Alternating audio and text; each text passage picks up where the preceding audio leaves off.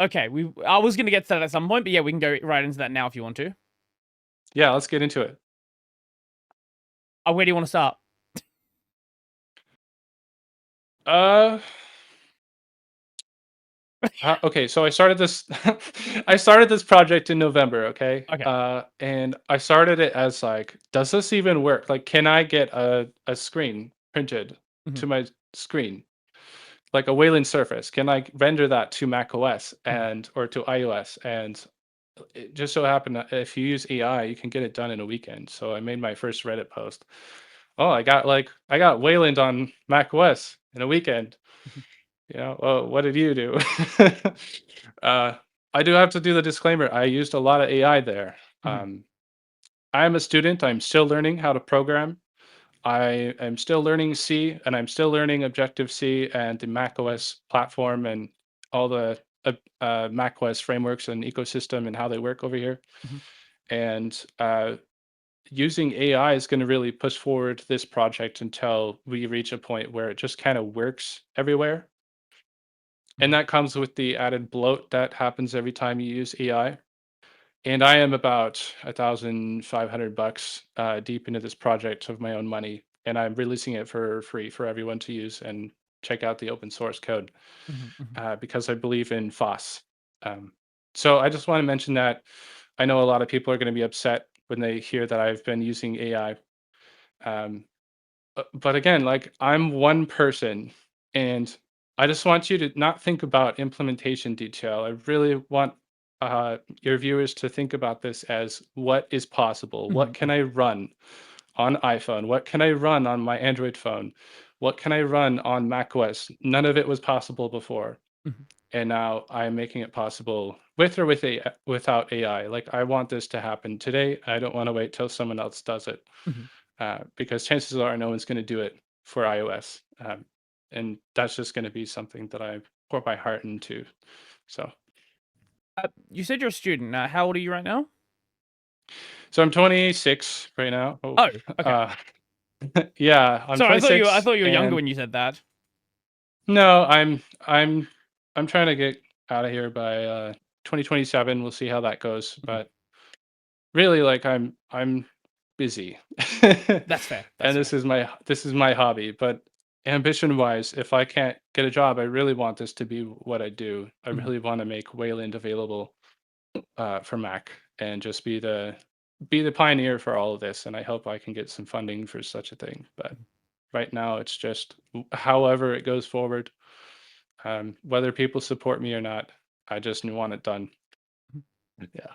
So, Uh, when did you start learning to program? uh, well, probably 2023, probably Oh, okay, 2022, so something very like that. recently. Okay. Very recently, yes. I am very, very new to programming and I'm still learning. Mhm. So you. But I am Oh, gone. I'm creative and I'm very creative and very ambitious and things like this don't really worry me for hitting that roadblock when you're doing programming and you find something that is super massive in scope and you can't finish. I'm going to finish this. No, the reason I ask you is because you've started at a very different time for a lot of the people who watch this channel. Like most people who watch Mhm. this channel, they started like, years before AI was even remotely usable for anything like this. Like, yeah, obviously, we've had machine learning systems since long time ago, but the modern LLM is, whilst it's theoretically existed for a long time, the hardware wasn't capable until very recently. So your experience learning to program is very different, and the kind of resources that are available for you are very different to what a lot of people who watch this have had in the past. So what is that actually like? I guess it's hard to compare it because you don't know what it was like beforehand, but what has your experience been like learning to program with all of these AI tools available? And how have you used those as you've been like learning and developing as a programmer? So the type of software I like to write and the type of software I can write, those are very different things. Mhm, And I use AI to help me in all sorts of ways. The biggest example is I don't have access to Apple source code. mhm. I can't. Oh, we DC'd for a second.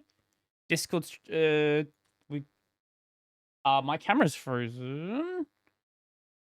I don't know if you can hear me, if this is my side. Okay. Oh, the entire Discord window's frozen. Render says the type of stuff that I want to make. Sorry, I lost you for like 30 seconds there. Oh, we did it again. Oh god, Discord's doing the thing again.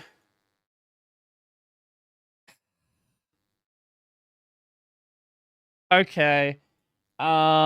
Uh-oh. Okay, let me just Oh, swap. hello? Yeah, hello. Let me swap to the.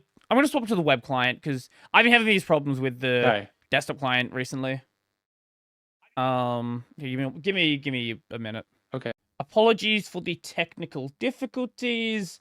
I will make sure to cut that in post. Yes. So you're talking about AI usage and learning to program. Yeah. So I think it's actually kind of tricky to learn a program for me Mhm, because the type of software I like to write mhm, and the type of software I can write are very different. I think starting out, normally people learn things piece by piece mhm, and put together some sort of uh, program based off the essentials. Like if you're learning C, you'd start learning variables and types, and you get into structs, and then you'd probably do some pointers and stuff like that. mhm, mhm, But for me, it's all kind of a little different. It's like backwards. I'm starting from software that Apple's written, figuring out how the heck to read and modify it, mhm, and then going in from a different angle where I'm trying to change it. And then I learn about Objective C and how it's like a superset of C, and it has all these Apple uh, specific frameworks attached to it. mhm, And then I learn, oh well, it's part of C, and but it's not really. And so it's kind of tricky.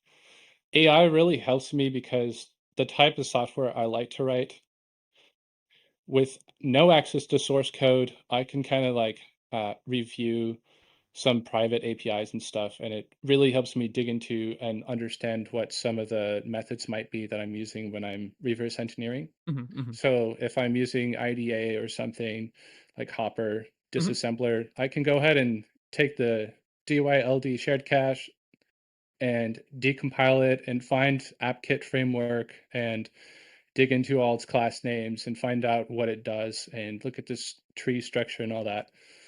But then to figure out how to actually inject that code into the system at an application level and make modifications to my software so mhm, that my tweaks actually work. That's where AI helps, because there's not really a whole lot of tutorials on that.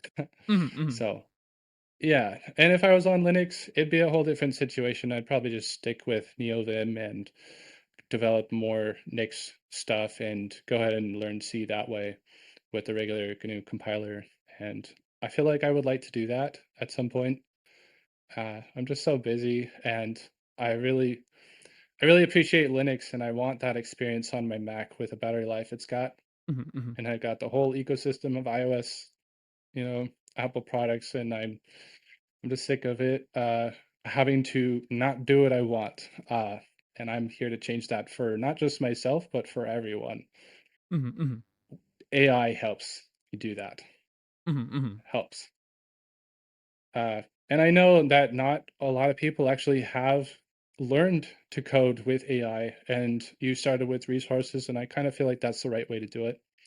When you're in a mindset where you can learn and read from a book, which I actually really struggle with, by the way. mhm, If you get something like the KNR, the C programming language, I highly recommend the second edition. It's a really good read. I'm still reading it again. But I just want to not discourage people to use AI because there's projects like this that it could be out there right now.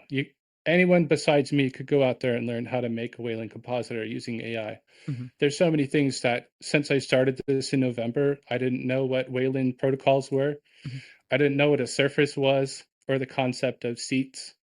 I didn't know that you could like make a backend and a front end like that, where you have your front end be actual native code, and then somehow get that to connect with Rust bindings. I had no idea that was going to be a thing.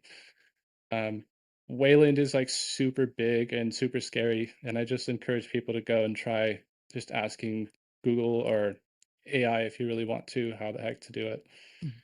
and maybe make a test client or something. The reason why I ask you is I'm just kind of curious, like where things are actually at, because I don't really make use of much of this tooling myself. Like my video transcripts, just because writing an entire transcript by hand is a nightmare. I will usually start with a baseline generated through Whisper and then like go through and hand correct it because it makes up words because it can't understand my accent sometimes. Um, or I sometimes just pronounce words wrong. But I yeah, I just am not really super aware of where things are for approaching things like Wayland and macOS development, things like that. Like I knew early on it was pretty good for web development stuff because there's sort of a Mm, lot of examples of how to do web development. But besides that, I feel like a lot of people I think the opinions on the quality of it that people have are sort of set like a year or two ago, and a lot of people don't actually know where things are at. Like, a lot of people don't like the tech and don't mhm. keep an eye on where it's going. And I at least try to keep an eye on it, but it's moving so quickly that, like, it's very easy to lose track of it. Right. I can see that. I can understand that. It happens really fast. It's like the new tech push, AI, using AI everywhere. And I actually kind of don't agree with a lot of it because it ends up just invading our lives. But that's gonna be how it is, I think, and My, we my got to favorite get used to example, it. my favorite example I saw is I saw this store that didn't have a search bar. It had an AI chatbot that would find the products on the store for you, which is just the worst Oh, possible way to operate a store. Like it's just a yeah, worse yeah. experience. I think there's so many things that we can't hand program. There's if you're doing robotics, there's just so many things that it just wouldn't make sense to try and write every single movement by yourself, every motor, every degree. It just doesn't make sense. So if you can train like an AI model using machine learning or deep learning, that's kind of where it's really useful. A lot of times these programming projects, they really just make use of a large language model that really caters to everyone and just uses a large database pretty much off the entire internet, just scrapes the whole internet, puts it all in a giant thing called the pile. Mhm, There might be more or something right now, but the whole point really is to make this general model available to everyone. And then people are really good at making that happen. And they pour billions of dollars in and still are like, whether they're stealing content or not, I won't get into that. There's a lot of AI artists that are out there kind of invading TikTok, and you see a lot of AI generated content. But I'm not on social media platforms, and so for me to be over here and using AI, it's a completely different experience. mhm, Like I can go from having a very basic Mac OS window with nothing in it, or maybe some text input. And then I could ask AI, hey, I actually need to replace this view with a Wayland surface. It's like, I don't know how I'm supposed to do that. The internet doesn't know how you're supposed to do that. Like, this is like pioneering type of stuff that not only will you have to read a book, but you'll have to have a Linux machine and you'll have to sit down and develop it all in Linux and figure out how to get it to run on Mac, which really isn't something that you can just read about and learn. And so I use AI because I take on projects that are weird like this, and there's like no written material that can help me unless I spend years on it and learning. And since I'm still new at coding, I can't just take on Mac OS tweak development without something like AI, and I can't just take on a Wayland compositor without spending months of learning how to program on a Linux machine with a Wayland environment already available. mhm, So mhm, it really is helpful for creating something that's new and something that again is kind of like a black box where you don't you don't know how it's going to happen. You don't know how to implement it because it's one of those challenges where there's not a pre-existing example to go after.